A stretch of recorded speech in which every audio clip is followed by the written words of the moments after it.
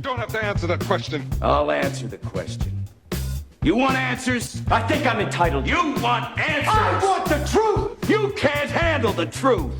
All right, good evening. Merry Christmas to everybody. It's actually 2.5, 3 days before Christmas. It's the holiday season. I'm jolly. Hope everybody else is. How is everybody tonight? Doing good. Great. I sound excited. I mean, Dustin, seriously, I know prison time wasn't that hard, and I know you just got paroled, but it's all good. It's nice to be back. It is always good. It's always nice to have you here. This is Currency Roundtable number 12, and I'm going to blame Ontario 100 for this because it was basically his concept of saying, hey, you know, you've got questions, we've got answers. Let's have our viewers put a little Q&A. So thank you to everybody, you know, except Dean, put out a little video, and that's okay, to say, hey, we're soliciting our viewers for questions, and we're going to do as many as we can get to. So I'm going to shut up pretty quick here and get to this. There are questions that we're going to put out to the whole roundtable, and there are questions that were pretty deep, in my opinion, that are specific, but they were interesting. So nonetheless, are you ready, gentlemen? Ready. Bring it. Awesome. Ready. All right. The first one comes from 66 Hodge. What do you guys think about saving small head notes? Is it worth it? And I'm going to go right up to Ontario, and you're up first, my friend. Okay, well, if I come across one, I keep it. I mean, they're generally only worth face value, but I keep them because they're old. I mean, you can't beat getting a classic, you know, for face value. I don't expect to make a profit on them. There's just too many of them around, but look at it as a savings plan. You know, if you need to, you could spend them, and in the meantime, enjoy them. The Stu Plubeck theory of savings accounts. Yeah. All right, let's It's a good skip over to Dean. Yeah, I like Ontario. I like to save them. I think the oldest one I've ever found was a 1960 something 20, and I just kept it because it's kind of the money of my childhood, not from the 60s, obviously, but when I was growing up in the 80s, you saw them. So, yeah, I like them. Steve. If it's in decent shape, I'll keep it. If it's not in decent shape, I'll take it and then just spend it somewhere. But I'm constantly upgrading the stuff that I've got. So whenever I go to the bank and there's a new 20 there, I'll compare it to what I've got. I don't save them all, but I save the stuff that's in decent shape. You know, so yeah, I'm all for saving it. Now, if you're talking stuff pre-1950, yeah, I'm going to hold on to that almost regardless of shape. Yeah, good point. And Mr. Dustin. Yeah, I always try to save them. It's kind of like what Steve said. It comes down to condition for me. Yeah, Mainly. that does. I mean, I would say I don't pull from circulation me personally, but as a collector, I've got a type collection where I have an example of each size, each small note, starting with 1928, going all the way up, sticking with my Minneapolis FRNs. So do I save them? No. Do I collect them? Yes. But as an investment, no. There's not going to be too much money in there. Any other comments? All right. Next one comes from Joseph A. 9313. I know the majority of interest with the Currency Roundtable is U.S. currency. Could you possibly include some segments on other countries? I'm going to take this solo here. To be honest, I'm the only one who collects World Banknotes on the panel. Stu and Dean both do some Canadian, but I wouldn't call you guys World Banknote collectors. No. It's pretty specific, and you know, I love the Canadian notes too. But to be honest, the panel's interest just isn't there, or knowledge or experience for that matter. And that's why, you know, I have started the other Talking Money series, so we can talk about different things like that, one-on-one, you know, that maybe don't have as much interest as the roundtable would take. Any other comments that you guys would add to that? Well, knowledge is the key word. I mean, Yeah. I find a lot of the stuff fascinating. I think a lot of the notes are beautiful. I just don't know. I mean, if you ask me a question about U.S. currency, I can confidently give you an answer. But if you ask the same question about world currency, I'm just guessing as much as anybody else is. All right, next one is coming from S. Jones 939. This is for the group. As a collector, how important is getting a top pop small size note? And I'm I'll going take to go that. to Dean first, and then I'm going to go. I'm going to skip over, right? Go, Dean. Well, I kind of questioned that in the past because to me, with coins, top pop can be a big thing, but what I've noticed in currency is just not the same. And I don't know if you guys would agree with me on that, but like I recently sold a top pop, and I think I think it was a graded 68, and it was a fancy as well, and it only sold for like $60. So Because it was a it fancy. is what it is. Yeah, well, yeah, exactly. But I mean, like, and it was a top pop, so it's had, I guess, three things maybe going Yeah. for it that somebody might want it for more, but didn't Wasn't go, there. wasn't there. So I that's why that question's come up for me many times. But Dustin, you wanted to answer it too? Yeah. Well, like with top pop, that's a new thing. Yeah. In all these years of doing this, very rarely on the currency side of things have I heard someone say, "Oh, this is the top pop." No one really looks for that. Is the Yeah. collection or collector value there? Yeah, of course. I mean, you've got a one of one, you've got a unicorn. But if it's on a $1 Federal Reserve note from 2017, who cares? Yeah, You exactly. know, Exactly. It's just that's the gonna be thing. a I'm new just putting top it pop bluntly. tomorrow. I mean, really. Well, yeah, there's that variable of change, but then also you have I think you could have a top pop, maybe it's a 53 legal tender 2, Right. one of the Red Seal 2s. If you got a top pop there, maybe it's a 68, that's cool, Yeah. Yeah. Yeah. and that's valuable. But Well, but yeah, anything newer than I would say 63 is I don't think top pop has a whole lot of play in things. Steve. See, this is an interesting question because I think it's an underrated question right now. I'm not into the whole top pop thing.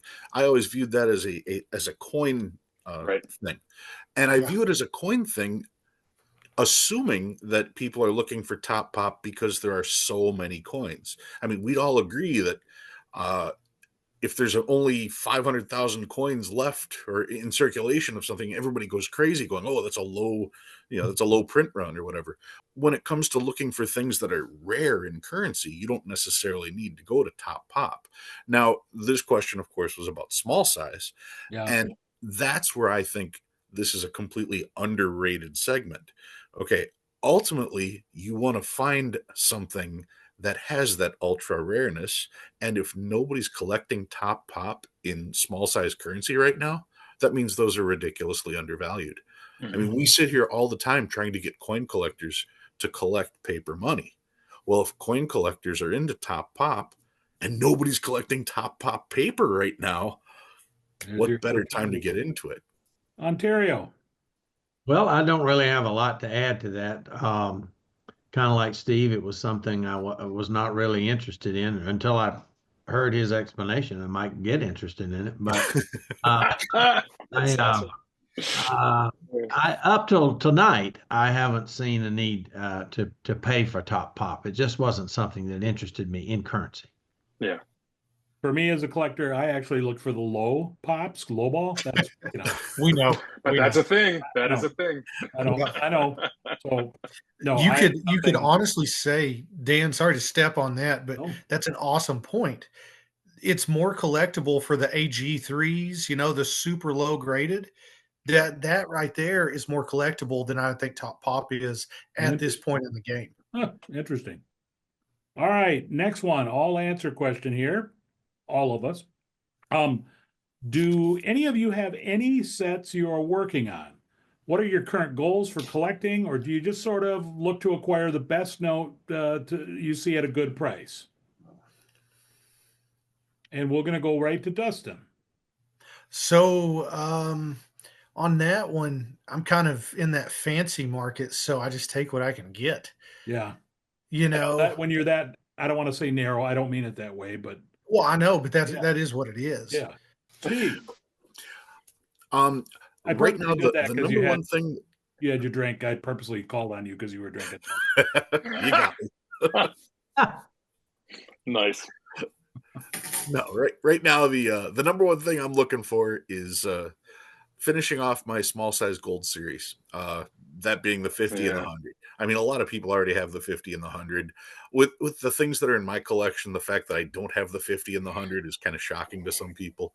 So that's probably my goal for 2025 is to knock out the 50 and 100. Okay. That's cool. Ontario? Let me ask Dan, who asked that question? I didn't hear Oh, you. that's right. I missed it. Sorry. That was Bucko's 2004 or Okay. BUCCOS. Okay, Buckos. I'm still looking around for coin vignettes on obsolete currency. That's the one I'm working on. And as far as looking for a good price, I'm always up for a good deal. Me, myself, right now, I'm kind of in a hold position as far as what yes, I am working on sets. I am trying to complete my obsolete state note set, meaning the 48 contiguous, Hawaii and Alaska, it's just not possible for obsoletes on that. But so yeah, that's what I'm doing right now. And also my funding is going into PCGS banknote to get as much as my collection certified in the next, well, before August, before my membership runs out. So that's what I'm doing there. All right, next one is another Hey, I don't get to answer that. Dean, Dean, I'm sorry. Yes. I'm so sorry, Dean. I thought that was everybody. I know I collect Well, mostly coins, Dan. there's But everybody and Dean. Dean. well, I'm still working on my Canadian. Sorry. Yes, Bring that in. tell My me about that. 1937. I actually almost bought a 50, but I lost it at auction. So I'm still trying to get that. And I am looking for a mini porthole. I've been trying to. I lost a bunch of those auctions. And then recently I did a video on the funny backs, and it was all the silver certificates, but I am actually still looking for that 1928 legal tender funny back. So I will try to add that as well in 2025. But love Canadian notes on that. That's awesome. And by the way, if you haven't gone over and if you want to filter through Dean's channel, I mean, seriously, nobody films and lights better. Right. Be it coin or currency. Seriously, Dean, it's well, and also somebody turned it into a drinking game. They put it in the comments that I guess I said $1 or one quite a bit, so you can take a drink every time I say one. You gotta love the comments, man. I know what me and the kids are doing Christmas morning. Sorry. Gotta admit, we have the best audience. Right. Exactly. All right. Next one is DT Holder. This one is pretty specific. As a collector of $5 bills, I was astounded that the Richmond Federal Reserve never requested or received $5 Federal Reserve banknotes. Okay? Not Federal Reserve banknotes. And that's both in the small and the large size, by the way. Would the panel know more on this? So I'm just going to take this because it was deep research that was not that productive. So sorry, DT Holder, but this is the best I got. First off, thank you for giving us that much credit because, wow, we are, I mean, yeah, fill a glass and that might be the combination of all of our brains when it comes to that. But sincerely, thank you for that. And it's a great factoid. I mean, who would have thought? I had to look it up. I went to the book and went, wow, just dash, nothing. Right. And I went out, reached out to the SPMC, and the best answer I got, it's probably not a good one, is that the Richmond Fed Reserve, for whatever reason, didn't have the bonds or notes or the willingness to do the $5. They did other higher denominations. They just chose not to. Now, I don't know if I buy that. It's also maybe they just didn't want to because they were workhorses of that denomination, especially the small size ones. So I find it very odd that the Federal Reserve would not issue, especially the 1929 $5 small size. Those things were workhorses. All $5 at that time were. So that is the best I could get, and have to admit, great factoid and really a strange one. So, all right, next one. From Emmanuel's Workbench. I'll give him a quick plug. If you haven't been on Emmanuel's Workbench, the dude is really, he does coins. I got sucked in by the toonie. it's really sick, Emmanuel. Stop showing those because I watch them. And he does world banknote currency. He's going through a big collection on that, and he does it quickly. I mean, it's just I really like how he presents his stuff. So his question: what note under $100 in cost do you believe is underrated? That's it. That's the note under $100. No stipulations. And I'm going to go right to Ontario 100 again. You're up. Well, it kind of to me it depends on what he means by underrated. To be honest with you, I had a hard time with this one.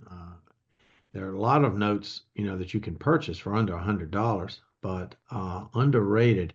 The only one I could think of, and this will cost you just over 100, is a 1966 $100 legal tender Mm, because yeah. that's such an off, I think that's what he's looking for is that type yeah, of, kind of a one-off, yeah, or unusual, undervalued too, maybe. right? Maybe a little bit. It's not something you see every day and not something most people have seen.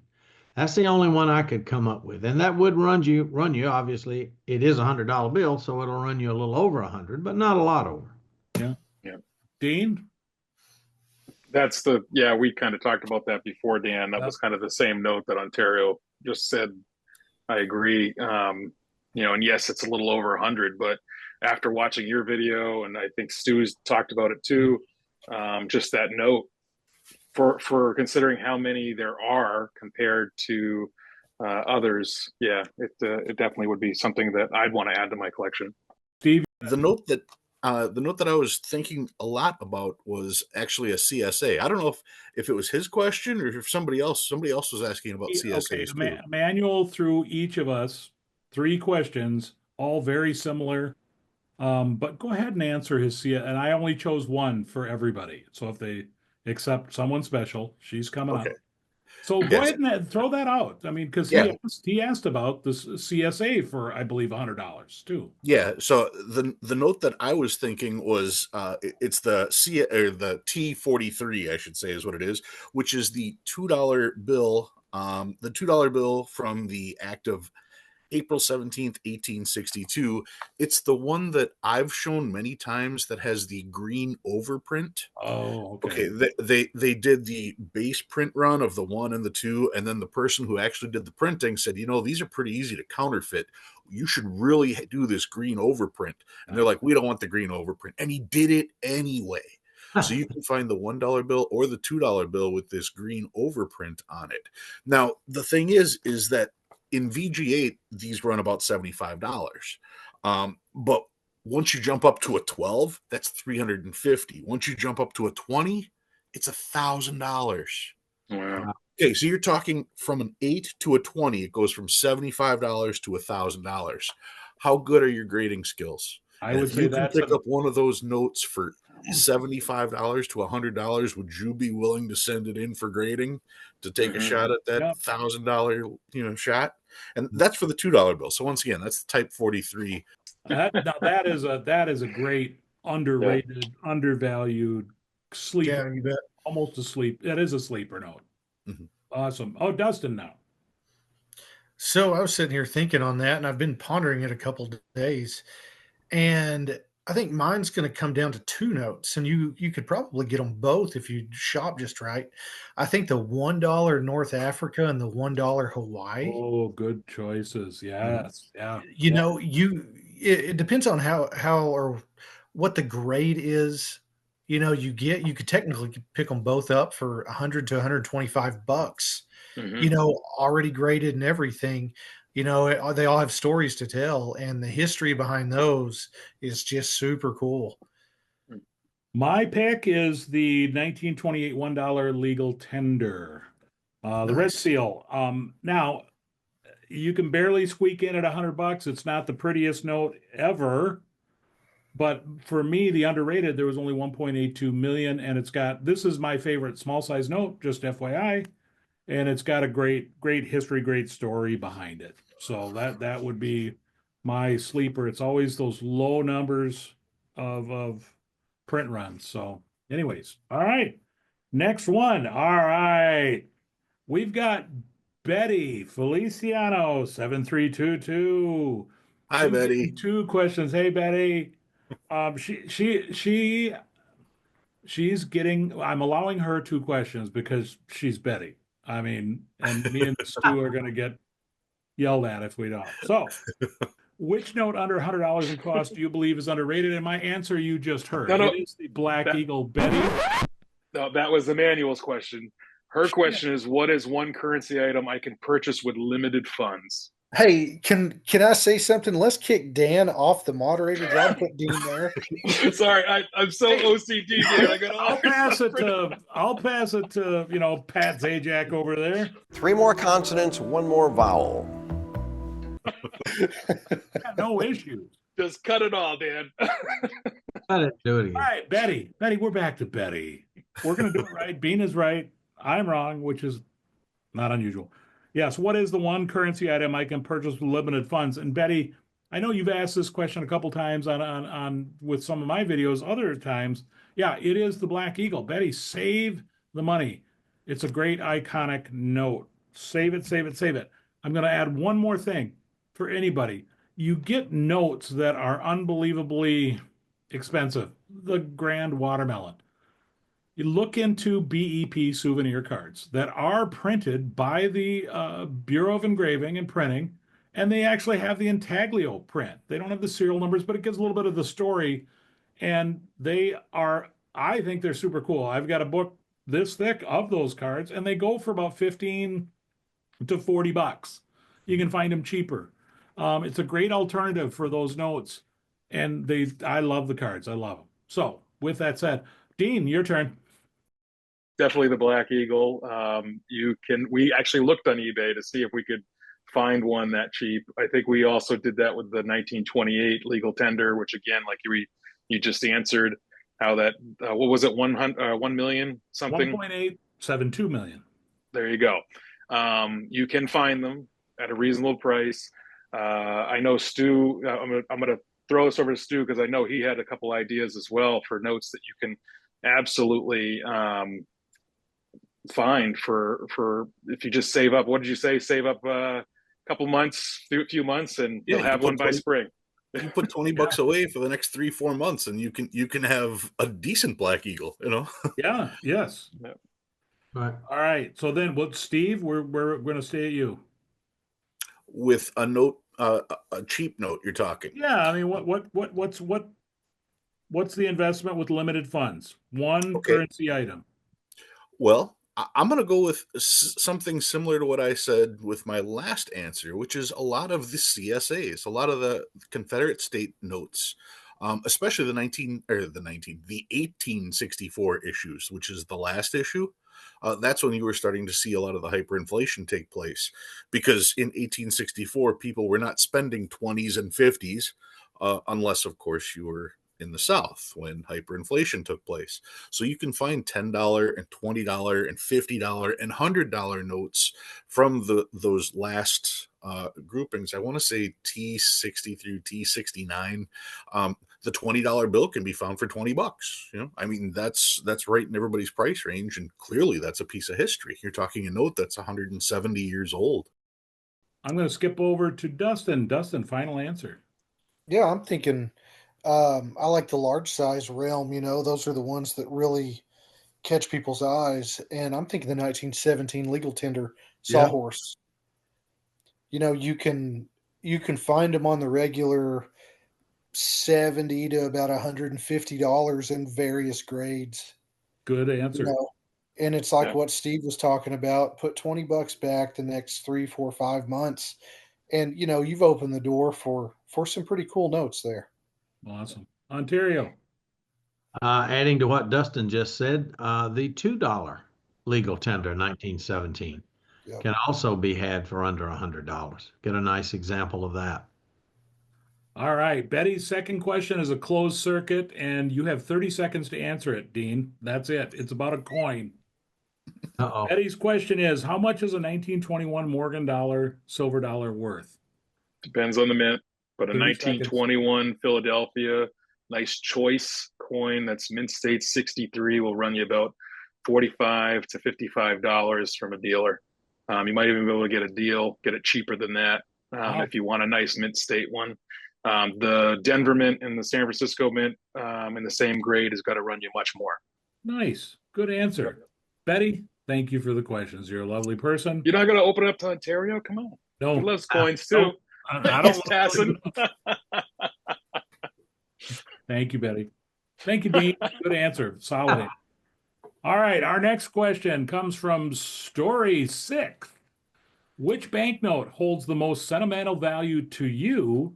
Not necessarily your favorite, but one you could never part with, even if someone offered you 3 times what you paid for it. Dustin. So my very, very first fancy that I remember getting in Branson, Missouri, of all places. I hate to even call it a fancy now, but it's 17 or no, it's 117 00117, and it's on a funny back. Wow. That's where I'm at. A lot of sentimental value there, and That's cool. once you've been doing this for 20 plus years, that's a great question to actually sit and ponder. All You right. know, Steve. Well, my go-to is my 1922 $20 gold certificate, but nobody wants to hear me say that. So I'm going to say that it's my, I don't remember what year it is now, but it is the very first filled star note I got, and I sent it in for grading, Oh, and Uh, it came back with the solid star error. Oh, With all that's the notes that cool. I've searched, to actually find a note to get an error designation, I will never sell that note. I found that note, and I've found another one since. So I mean, I can sell that one. But that first one that I found, it came back graded 35, but it had that designation. Wow. Ontario. Two quick answers. I own a large size $1 silver certificate that belonged to my grandmother that Oh, carried it cool. in her pocketbook for years. Got it out of circulation. That's how long ago. That's how old I am. And so that was given to me, and so I have that, which I will pass on to a younger member of the family. Nice. And as far as a note I purchased, I have a $1 educational note with a 4-digit serial number. So Oh, wow. that's one I'll hang on to. Yeah. Dean. I got several. 19th, like Ontario, 1937 Canadian $2. My grandfather carried. I'll always hold on to that one. Then my mother, she passed on some devil faces Canadian notes to me. I'll never give those away. And then, of course, I collected my National Bank, Wilton National Bank notes. I'll never get rid of those. They all just have special meaning to my existence. That good stories. Yeah. Mine is twofold also. Very sentimental that I have. I wouldn't call it part of my collection, but is the $2 bill my father carried in his wallet, is now in my wallet. But my other one is $2, but it's my sheet of 32 that I've got framed in the office. I'll never, I mean, I could sell it for 3 times what I paid for it 20 years ago. Yeah. But no, that means that much to me. So. Edward Sawtell, 5712. Um, I'm just going to take this one. What is the catalog number in relation to collecting? Simply put, it's a numbering system that has been identified to assigned to identify individual banknotes. U.S. currency uses Friedberg system. I can never say that. Canada uses the Charlton catalog system. World Banknotes uses PIC numbers from the standard catalog of World Paper Money System. And Obsoletes, I don't know, have their own system. I think it might be the Haxby. it is invaluable if you're going to dive real deep into this hobby. Absolutely. Right. All right, total group question. Please discuss the pros and cons of insuring your collection. Do you? Do you not? Any good insurance companies or bad ones to avoid? I'm going to throw this to Steve first. I inquired about this because I mean I've got some big notes, and for me, I do not have my stuff insured because in order to insure that, I would have to list out every single item, every single apparent value. I tend to keep my stuff in a safety deposit box at the bank, and for me, I feel good about that because if somebody breaks into my house, they aren't getting Right. anything. But it is important to know that when you do keep stuff in a safety deposit box, it is not insured. still an important note. It is not insured there. So those are my feelings on it. All right, Dustin. Yeah, so I actually have my stuff insured, and I'm moving notes around so much, making videos to, going to the area coin club and everything. It costs me $44 a month. And that's after a declared value. And, Stu hit it right on the head with it being a state to state basis. But one thing that would be consistent through all is constantly updating what you have. And so I live in small town, rural Arkansas. So my insurance agent, like, we went to school together. We've known each other forever. I have a safety deposit box. There you go. Okay. And then I have various safes and all that stuff too. All right, good answer. Thanks for looking up that price too, by the way, or giving that's helpful if someone wants to know it. Ontario. Well, I've never insured my collection. I also keep it in a safe deposit box. I realize, some people don't care for bank boxes, and I respect that, but I've had one for over 40 years and I've never had a problem. So it's unfortunate we have to do that, but that's just the world we live in. Yeah. So I called up my insurance agent, and by the way, I don't think anybody can recommend really any insurance company. I mean, No. for every one that we say is good, someone's going to say I hate them. So I mean, Yeah. My insurance guy said $100 per year to insure $10,000 of collectibles. Yeah. So it varies on the amount of your collection. Obviously, it goes up and down. I said, I'm not going to do safe deposit. I'm not going to do insurance. I went and got a good safe that can fit my collection and fireproof. Fireproof is an important thing too. It's one thing at a safe deposit bank, odds are that thing going on fire is slim. But fireproof and it bolts to the floor and someone wants to get it, man, they're going to have to go through some effort. But the amount of I would have spent on insurance, like over 2-3 years, it paid for the safe, basically. So Right. that's the route I went through. So that's our piece of advice on that. By the way, I didn't say who asked that question. I'm bad at that. That was PBA 4256 who asked that question. Thank you, PBA. Next one is from Mark Johnson, 9445. This is a guy that creeps on my channel a little too much. Just kidding, Mark. He supports us all very well. We appreciate I've done business with Mark. Mark's a good guy. He is. I see him on all our channels, and it's Oh, yeah. all right. He's asking, what is the best way to submit notes for grading when you only have a couple from each category? Send them to Dustin. Yeah. Okay. That was my answer. All right, Dustin, you're up first on this question. So with the different tiers and all the different categories and all that stuff, there's world, there's US, just like there is with coins and everything. But then also, if you have a US note, they'll break it down to like 63 until present. Mm-hmm. And then they'll also do like, what is it? Is it error? They break it up into errors as well. If you're And submitting values. errors And value. and value, yes, the whole value thing. That's something I've always struggled with. Like, you declare your own value on the notes, especially with insurance sending it in. If you declare a value of $100 on it, and then it grades that VF20, all of a sudden that $100 is irrelevant. They can charge you more money whenever they send it back. And I have had that happen with some designations and stuff where they're like, hey, we need an extra $3 because we put radar note on here. But there's so many little nuances of submitting. And if you just have like 2 or 3 notes to submit, go to your local coin shop. If they are members of PMG or PCGS banknotes, they can send it in directly for a small fee. I've never personally done it. I've always done it, like you guys said, through my local coin shop. Okay. And that's a great way to go, because not only are they sending in notes, but when you send in notes, other people may be having them send in notes.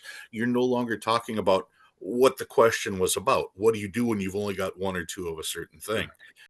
My take, I mean, I've recently been doing this, but now I'm it's not that much experience because you see this, and it's a great question because you do get caught in the category of shipping and handling. So there are different costs for each of those, and if you choose to send in three net pre-1960s or three economies, you're going to pay for a shipping and, by the way, a $10 per order that every grading company just throws on $10 with service bullshit. Um, and they just do it. And Don't so hold back, Dan. no, I mean, yeah, I mean, they all do, so there's nothing you can do about it, right? I mean, Right. You're exactly right. yeah, I mean, so that's where I'm cobbling together, and I've come to say, okay, between 8 and 10 notes is what I'm trying to achieve in the next 8 months because I want to get that shipping and handling both my to and from down to like $5, $6 to max. See, Yeah. ultimately, Max. that's the best answer.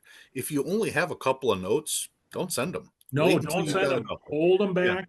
Yep. Or And local coin dealer, by the way. That yeah, local coin dealer, Yep. obviously best way to go. But if you've only got a couple and you're going to do it on your own, I'd hold off. Right. Good answers all around. All right, next one comes from the great state of Florida. It's some crazy guy called Gunny's Quarter Deck 8550. Gunny, you're a weirdo man, but I love you. All right. If the U.S. were to update who and what is on currency, what would some of our choices be? How about that for a question? We're going to go to, I'll say, who wants to go first? I'll do it. All right, Ontario. Well, for me, I would start with the backs of the note, and I would like to see historical events depicted on them. That'd be cool.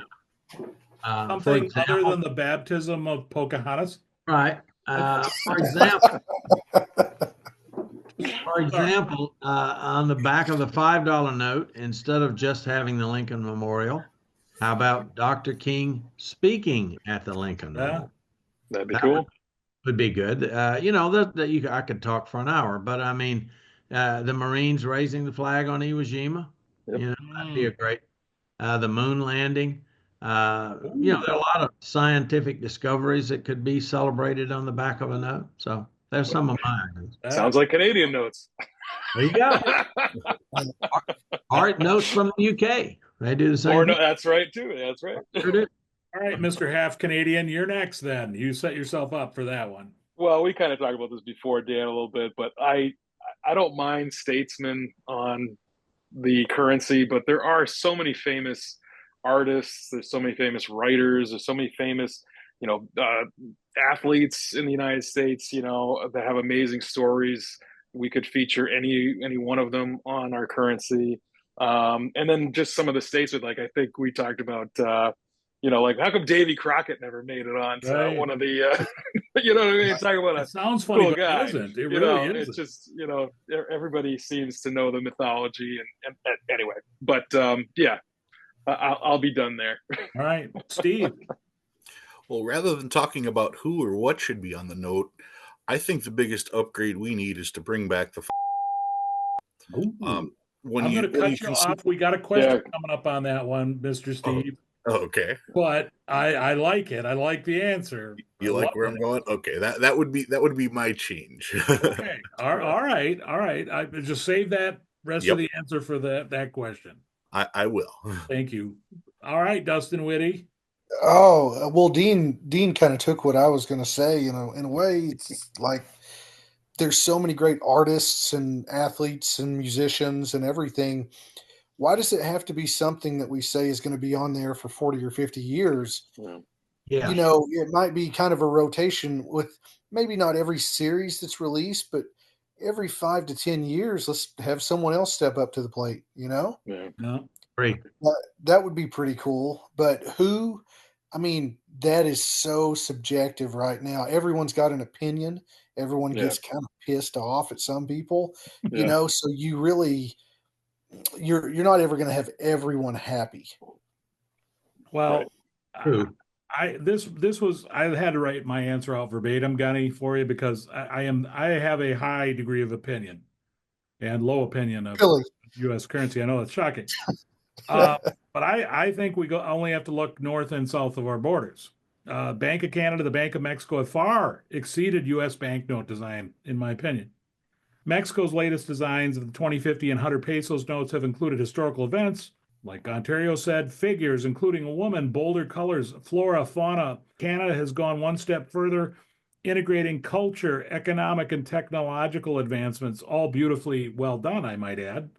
Both have added significant security features with clear windows, dynamic holographic imagery, converting to polymer as the substrate material, and moving to a vertical design with the Canadian 2018 $10 note and the Mexican, the three previous. I think these are countries that we need to emulate. And I agree with everything that everybody else said. All right. Good answers to that. Thanks, Gunny. Next one comes from Sean Angie One, and I know who this is. Sean's a member of my coin club up in here in Minnesota. He's asking, what is the strangest denomination you know of any issued banknotes in the United States?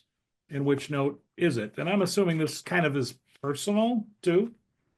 You know, I'd say that would have a good flair on that, because who can determine what's strange? It's like, trying to determine what's a better fancy serial number, sevens or fives. I don't know. Yeah. It gets personal. It does, right? Yeah. All right. So let's go to Dustin right off the bat.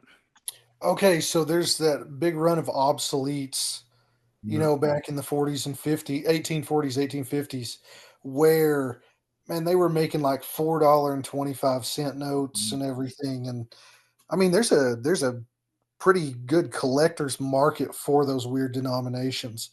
But one that I have in my personal collection that I guess I should reference, I've got the $3 Missouri. I think it's a defense bond, Mm-hmm. and it's a pretty iconic note. But also, here's something neat. Imagine collecting from the 1 cent note or the 5 cent note all the way up and trying to stay in numerical order, Yeah, as Cool. high as you possibly that's can. a cool collection. All right, Dean. I love all your videos, Dan, on this with the just the different denominations, like I think it was your obsolete video you did, and just the $7, the $8, the $9 that you just don't see. Going back to what Dustin said too, previous conversation we've had when they've done the $4.25 or whatever. Yeah. That's just cool. That's just so cool to see. So yeah, but as a specific note, I don't have one. Okay. Yeah. Ontario. Well, the obsoletes have already been mentioned a couple of times, so that's been covered. I do have a $4 bill from my home state, obsolete. That's the only one that I can think of. Yeah, I mean there are many, many, many, many. I'm going to throw out. I have the 450 Missouri Defense Bond note. Super cool, awesome history. I did a video on it specifically. The other one, I'd look at colonial and or continental currency. They've Yeah. got some really strange Yes. stuff on there, but it's cool. So, Yes. I just happen to love, my favorite is my $4 note from the Bank of Washington, North Carolina. That is my favorite odd denomination. Steve. Well, to start with, I love the $3 denomination. I collect as many of those as I can whenever they're affordable. So that wasn't either of the two I was going to talk about. One of the two I was going to talk about, you just mentioned, which was the colonial notes, where you get notes that are 1/6 of a dollar or 2/3 of a dollar. One of the notes that I have that I also struggle with its existence is I have a note that is 6.25 cents. And I'm like, why would you make a 6.25 cent note? And it Yeah. turns out it was for an interest payment, because if you have a quarter of a dollar, you have 25 cents. But if you have an eighth of a dollar, you have 12.5 cents. And if you have a 16th of a dollar, that gets you to the 6.25 cent note to be able to pay that interest. So 6.25 cents is probably the strangest denomination note I've got. All right, now we're going to, so this is back to, I'm going to let you go first, Steve, on this one. Collecting on the cheap, 56353. A Minnesota boy, thank you. How you doing, Timothy? Timothy's got a great channel himself on currency, and he's a great supporter of all of ours, and I highly suggest you go check out Timothy. Here's his question.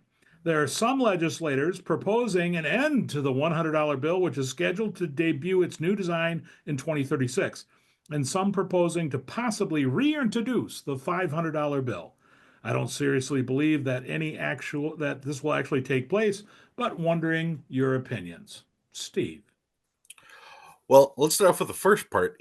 To end the $100 bill or to end the $1 bill? That's $100 was the question, and that I is up understand, for but I'm wondering debate if out that's not a typo because I know Canada did away with their $1 there. bill. No, I don't know why I we would did some googling, and there is some conversation out there. to get rid of the $100 Yeah, bill. whether or not it's legit or Yeah. has any legs or not, let's call it chatter, Steve. It's just Okay. chatter.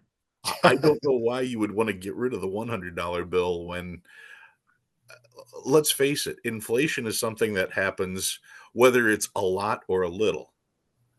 It doesn't matter. Inflation is something that continues to happen day by day by day. They call good inflation 2%. That's still inflation. So to get rid of the higher denomination notes as they're becoming more and more needed, that doesn't make sense to me. What does make sense is when you have items that you go to the store for that exceed $100, then yes, you most certainly should have a $100 note. And nowadays, writing a check for $500 or swiping your card for $500, I mean that It's a grocery bill. people, yeah, exactly. People can spend that on groceries.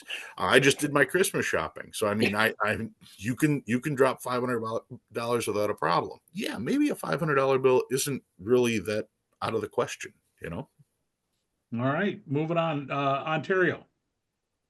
Well, it's sort of a two-part answer here. It's sort of like what would I like to see happen and what I think will happen. So, sure, I'd like to see a $500 bill return, but I just don't think they'll do it because there'll Right. be too many voices saying, well, it could be used for such nefarious ways.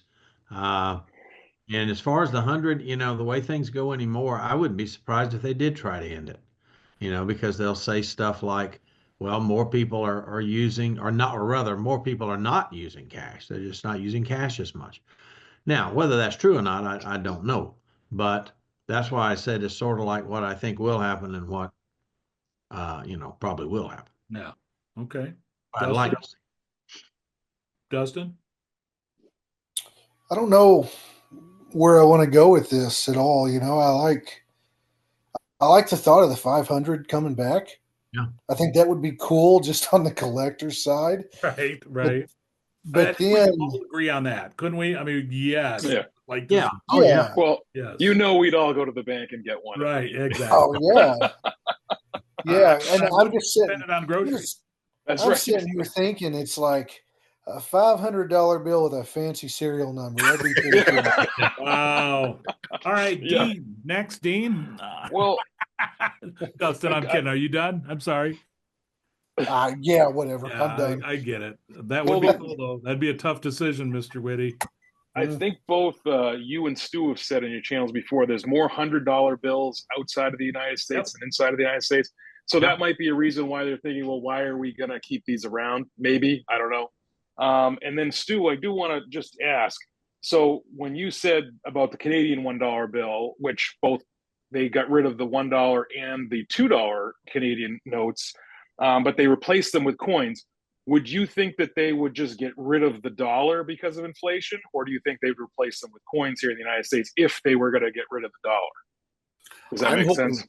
I don't want them to get rid of the dollar. I think that the whole reason they went with that that gold $1 coin was to see how the public would react to using that coin. And since that went over like a fart in church, I don't think that the singles are gonna disappear anytime soon.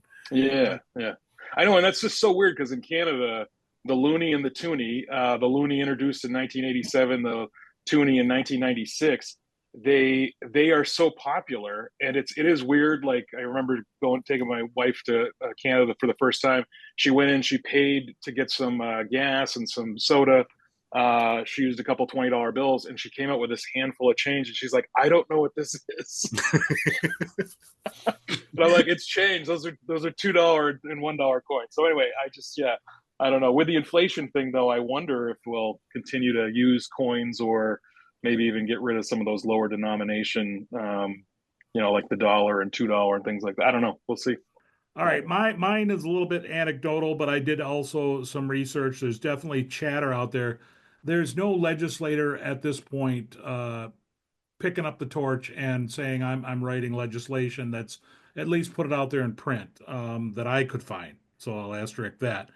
To remove the $100 bill or to bring back the $500 bill. It was interesting when I Googled this and was searching. Rumors to the demise of the C note could have been associated with the European Union elimination of their $500 euro in 2016. You see a lot of the articles filter out in the next year after that about, oh, let's get the 500 back, this, that. Yeah.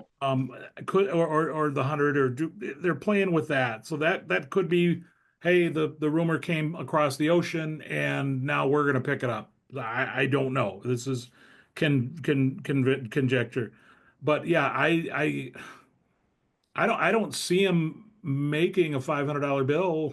I want him to, but I don't see him making it because of the drug and that. Even if it's not true, which I don't see that as a truism, because inflation 500, what was it 10 years ago versus what it is today? Right. There's where we're at. All right. What software, if any, do you use to inventory your notes? I'm going to start off with this. I use a spreadsheet. I use Google Sheets because I'm never going to lose it. It's always online, as long as, the end of the world doesn't happen and I don't have to doomsday prep or anything like that. But yeah, it's always there, and I keep track. I get notes in. I update them as soon as I possibly can, and I update values probably once a year, maybe a little bit more. But highly suggest that you keep track of everything that you have. Ontario? And who asked that question, Dan? Oh, you're right. That was Doug in NY 3296. Thank you, Ontario. Okay, and I use the same thing. I use the spreadsheet in Google Docs. I highly recommend it, and it's free. Yeah, it is free. Dustin? I use Google Sheets. Yeah.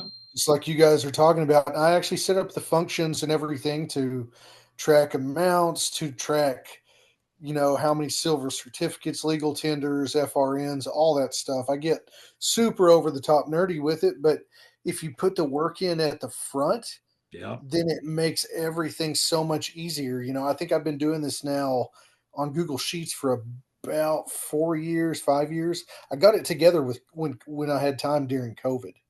Yeah, I mean, it's all about data points. When you say you want to do whatever you want to do, put the columns in, divide up your data.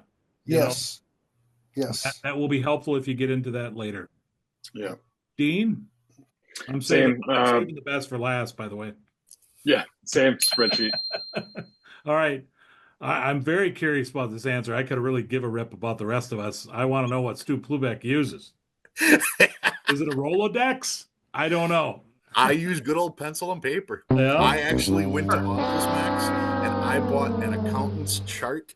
There you go. It's pencil and paper. I have red pens. I have black pens. I have blue pens.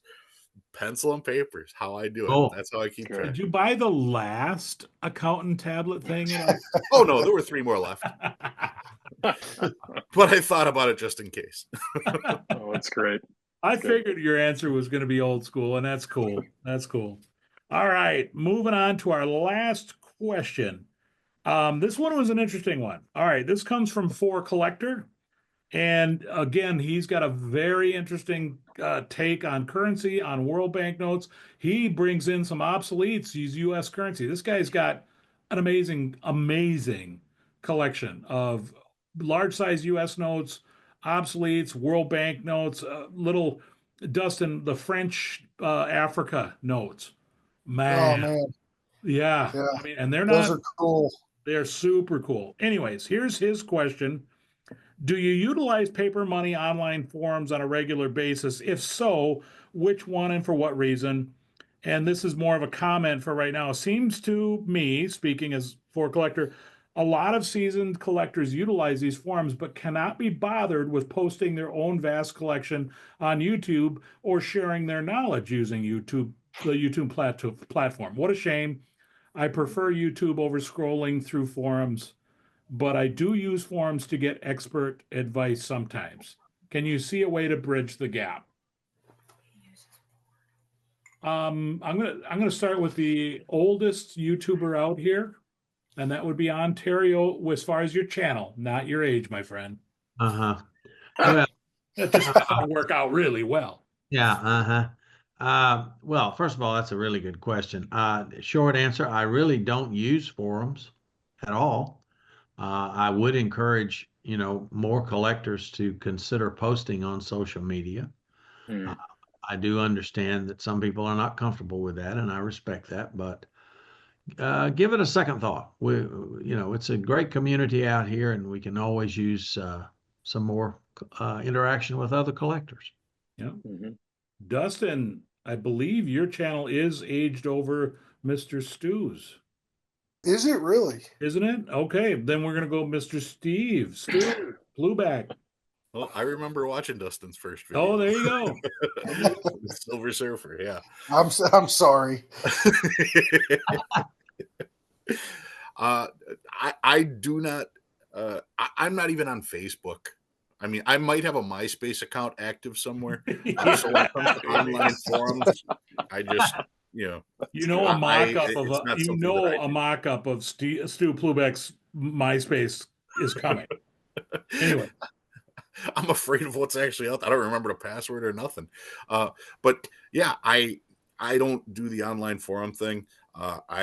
YouTube is my outlet. YouTube is my people. Thank you guys. I appreciate all the love I get from everybody that watches my stuff. But that's my outlet. That's how I get a hold of everything. So maybe to me, the market is actually smaller, is bigger than I perceive it because I only have that one little doorway into the market. But even then, I find the market huge based on the number of people that watch me and based on the number of things that I see on eBay and all the people that outbid me on Heritage. And so I know that I know the market is bigger than I perceive it to be. But no, I do not do any of the forums. Dean. I stopped looking at forums because I just felt like I was getting inconsistent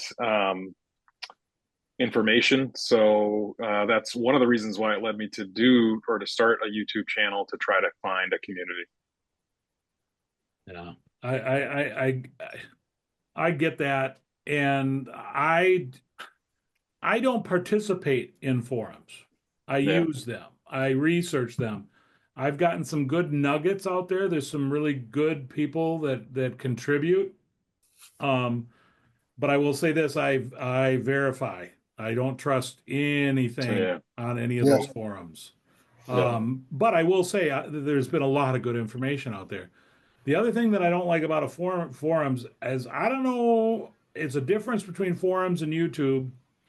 Seems to be there's a lot of coin people posing as currency people that are bitter and angry on forums. Could be. There's some mean people. I'm like, dude, the guy was just trying to ask a question or put and you're just beating the hell out of him. What is that about? Yeah, Dean. Yeah, Dean. Yeah, totally. Forum yeah, bully. sorry, I've never posted in a forum. I can say YouTube, yes, but never in a forum. And it's, to me, that's disappointing because For Collector brings up a great point. It should be a good thing. I like the way forums format better on a website than social media, just the way it sets up and having to click and seeing the comments roll and I missed it, it's past my feed. It's a little bit easier on the forums, but it's a great question. And how to bridge the gap, I think all of us have already come to that conclusion. It's YouTube. Yeah. It's YouTube to bridge the gap, and it's a great question. And For Collector, you have bridged the gap with what you're doing on your channel. So thank you for the question. I appreciate it. All right, we did not get to all the questions tonight, but we did the best we could, and we try to keep it within an hour. I do have a quick commercial out there. We have, thanks to Ontario pushing me, and pushing me, we're putting these on podcasts if you want to listen to them. Obviously, I do my best to make these visual, so that's tough to see that. But for the most part, you should be able to listen to this. And they're on the big podcasts. I'm not even, Spotify, it's on Amazon, it's on Apple. I'm missing something, but iHeart. Yep. What is it? iHeart. I heard. iHeart, yes. Yeah. You were number one last week, I think. Yeah. I think we've had like 24 people listen, but it's out there. And you're taking a long road trip. There you go. You can bring us along. Don't have to. And the bonus is you don't have to see any of us. That's a plus. Huge That is a silver plus. Yeah. All right, gentlemen. Yeah. Anything else you have to contribute? Or Happy New Year. Yeah. Happy New Year. Yeah. Happy New Year. Sincerely, yeah. I mean, this is airing January 3rd. Obviously, we're filming it right awesome. before Christmas. But yes, sincerely appreciate all the support that's gone out for this. And gentlemen, I sincerely appreciate that you've come onto my channel and do this. It's very much appreciated and fun as hell. So Thank you. All right, everybody. Happy New Year, and I hope it's a good one for you for 2025.